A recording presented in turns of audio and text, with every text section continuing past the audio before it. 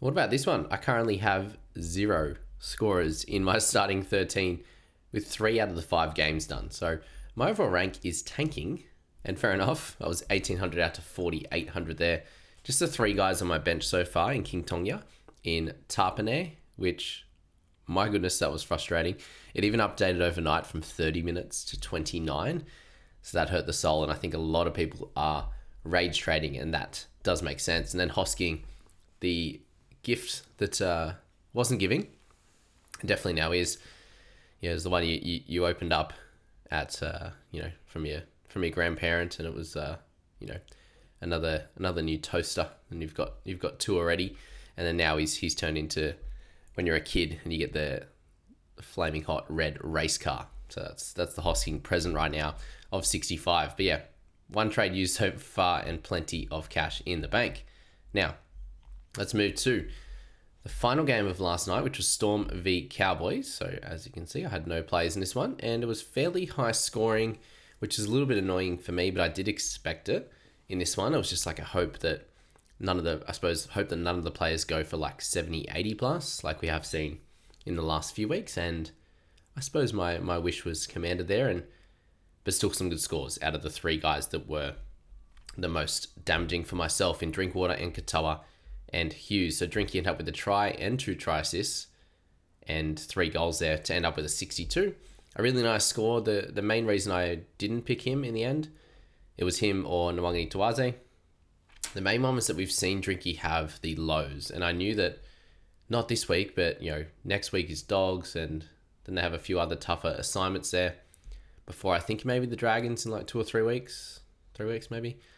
One of those type of teams that he can score some points on. So I just thought that, especially with him not goal kicking all of them, especially from that left hand side, I thought it was a decent chance to bypass and expect a good score this week. But I'm also expecting a good one from Nawa if I do buy him. And we're still waiting on Jack Bird actually being named to start and all this kind of stuff before I make my final decisions.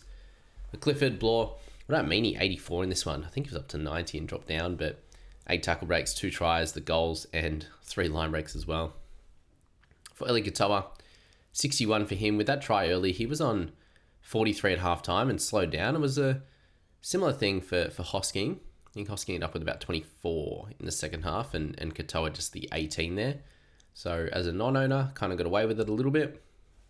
And yeah, those catches where he goes through like 3 guys and doesn't get a line break, kind of makes sense. It's not like a straight line in defense there, but yeah, here's what it was. 61 for him. And still an option, with Preston going low. Some people were cheering that they picked Katoa over him.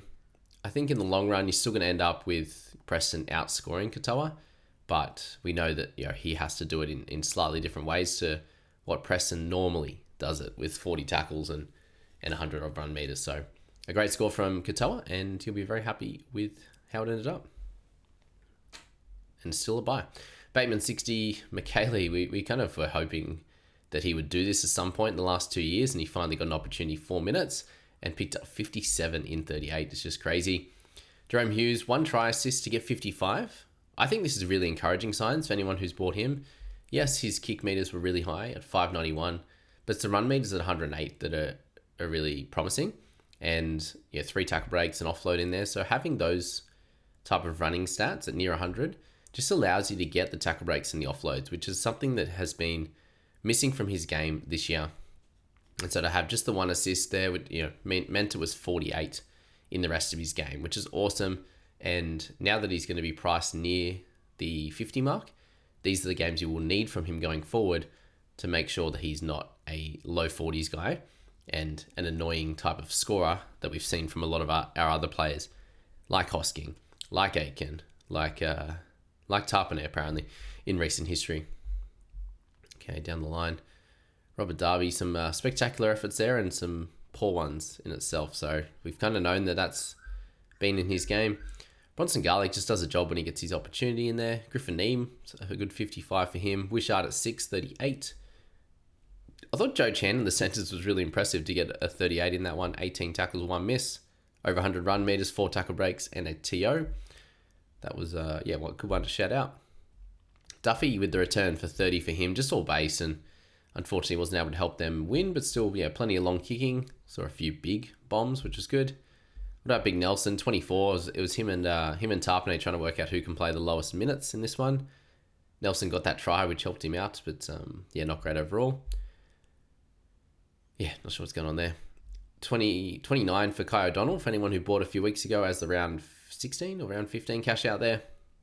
Round 15. He did a better job in that one, near 40, and then just a 29 here. So he would just sit as a Nathan Lawson type for the next while. And then those that jumped on Kane Bradley, a 24 for him in the 80 minutes. Nothing too much happened. He made 7 tackles for 0 misses, so good in that sense that he wasn't able to get any attack, but was able to not have any negatives at all. So that was a big win for Kane. You're hoping for more, but we're expecting somewhere, especially if he didn't get a try, in the 20s for sure. The frustrating and sad one here is actually Jackson Purdue with an absolutely electric try down that left-hand side, and Drinky actually got the try assist for that one. So it did look like great shape out the back there, and then got the ball out in front, and Purdue just did them all for speed. But sometimes they don't give that longer range try assist, and we saw that one with Fogarty last night. They didn't give it, and they updated overnight. So I suppose they're maybe improving the way that that's happening with picking what is an assist. But Purdue there, great try, but then 4 missed tackles, a penalty, and 3 errors to get him to neg 16 on the day. That's the hurtful part, and he's just fallen off dramatically, which is really sad. After you saw that try, like, oh, how good's this? What a jet. Got the line break assist as well, and then just, back to, unfortunately, another low score, and I think a lot of people will sell him, and it's the correct decision. For the Raiders and the King Tongias, the Dragons, KO Weeks, he has to be shouted out. 96, and I'm not sure exactly what position they were in the top 10 or 15, but 2 guys shot up the leaderboard into 3rd and 5th after this game, buying KO Weeks, following the really good score last week of 68. The 4 games before, he was averaging like 24 or something like that. So to trust, yes, at that price point with the duel, sure, at 458, a few people went for him over guys like Turbo and the like, and congratulations, incredible effort there for a 96 in that one. Can't ask for much more. Long range, 2 long range tries. He is a spectacular talent, has so much pace, and then absolutely fell off a cliff at the end there, and pretended to show that he was just tired. But Tyrell Sloan, he's pretty quick as well, so he had his opportunity to chase him down and then just gassed out. I think it was 5-10 minutes after a couple of his long ranges, but yeah, that was going to be a fun one to see, and we needed him to be a bit fresher to see if he would chase him down. Might have got his legs, but both those guys very, very fast, which is cool to see. Fogarty, as I said, end up with that second try assist out on the right-hand side, which was good for him, 2 weeks. 31 tackles, 2 misses, and 611 kick meters. So 51 in the pure tackles and kick meters is crazy. So owners of him will be very happy. Shout out to Chrissy Boy for blowing up. He's like, oh, I'm so done with Fogarty.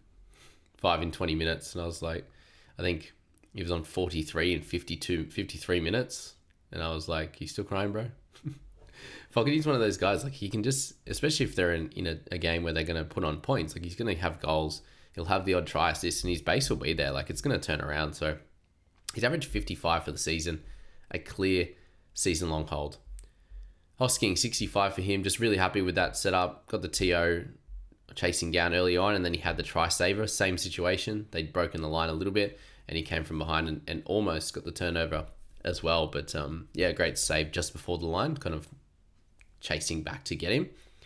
And then 41 tackles, 0 misses. So he's just really improved where he's been at the last few weeks.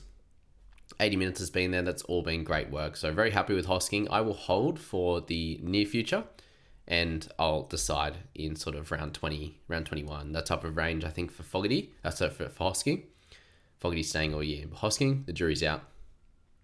Michael Molo, full 80 in this one. Crazy. Matt Timoko was another one of those guys you could have looked at to grab a 61 in this one. 237 run meters, 2 line breaks. He was awesome. Couldn't have asked for much more with Matty.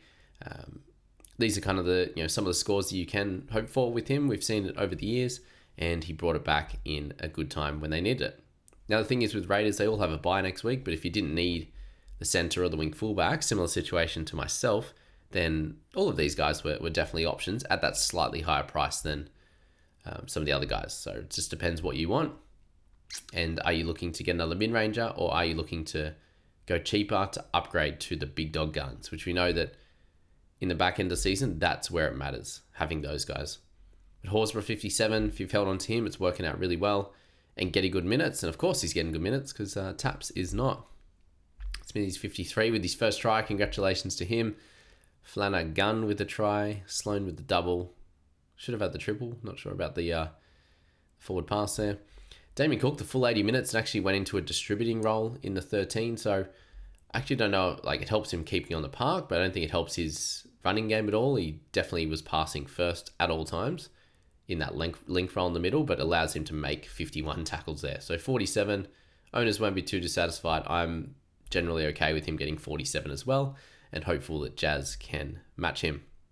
But Tapine, 37 for him, like incredible work in 29 minutes, but for him to play the first 24, yes, he went off. It was a free interchange is why he went off. He wasn't injured. He was fine. Ricky, good thing footy-wise, not good for us fantasy-wise. They are first. They are trying to get themselves to the finals unscathed with injury, and Tapine, his most important forward, is a guy that he's been managing over the last month, unfortunately. So that very much hurts us. Doesn't hurt the team. It's great for the team. The only reason he came back on is because they were going to be, a chance of losing this game. When they went out, when it was 6-0, 6-all for a while, I was like, this is great. Taps will come on at a reasonable time. As soon as they scored 3 tries, I was like, ugh. There's more chance that they'll leave him for later, like bring him on like 15 minutes or something like that. And it just got worse and worse and worse until they scored that final try and they had to put him on. So that's a frustrating thing for him. There are 5, 6, 7 better mids right now. So I do understand the sell if you want to go to an Isaiah Yeo or Watson, these types of guys next week to help you out in other spots. That's a frustrating one. Starling, 36 to see you guys off. I think that, you'll be done with him now if you do own. With the bye coming up next week. King Tonga, I won't be taking his score of 19. So I imagine a lot of people are in that similar boat of looping him, which is definitely helpful. All right, I'm going to shorten this one up. And then the final one was the Dogs and the Broncos. So not too many important picks in this one. Anyone who jumped on Kickow, he's continuing to do really well. A 58 in this one to go with his 54 season average. A solid hold, not a buy anymore, but it was a good one this week if you did. Kobe Hetherington, the best buy of the season, right? From 2021 or 2022. What a time. Reed Marnie, off to my Cowboys. There you go. 3 years. I actually think it's good. Probably need a bit of mongrel up there, and we need a hooker. So 3 years out of him, I think it'll be cool. Yeah, I think it will help us. We need something like that, I believe, up in North Queensland. We'll see how he goes. Excited to see a change at least. Like I wanted to keep Robson, but now that we knew he was gone ages ago, it's good to see Reed up there and hopefully doing well. Burton with the try, 3 goals, 39. Pretty rough with 4 errors and 3 penalties and 3 missed tackles. So not his best game at all. Kind of got there fairly early and then slowed down. A hold, definitely for now. Karapani, 36 for him with the try and line break. So continues to score tries and help out owners who bought in the last few weeks. So good stuff. I think there was 100 in the top 1,000 that jumped on him. Connor Tracy, Picura in the mid-30s. Just this way you don't chase the mid-range type of guys in Tracy. Like, you go for the other guys that have more upside. Yes, he's gone well the last few weeks, but generally he's a 30s and low 40s guy, and you can see the 41 average there. And Josh Curran, 38 minutes was weird. If you had like Curran and Preston, you're absolutely crying in this one. I'm sure there's someone in the comments that did.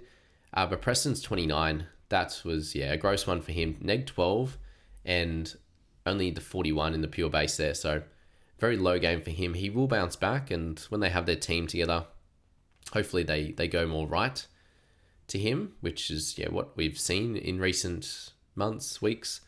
So he'll be fine. If you haven't bought, probably just wait. If you're looking potentially at him, wait a week. If you have to make a decision, sure, go for it. But you might be able to get him a little bit cheaper and just see how it all looks once the Origin guys come back into this one. So we'll leave it there, guys. I'm off to a career clinic. Let me know how you guys are going this week so far, and look forward to the next couple of games. See you, team.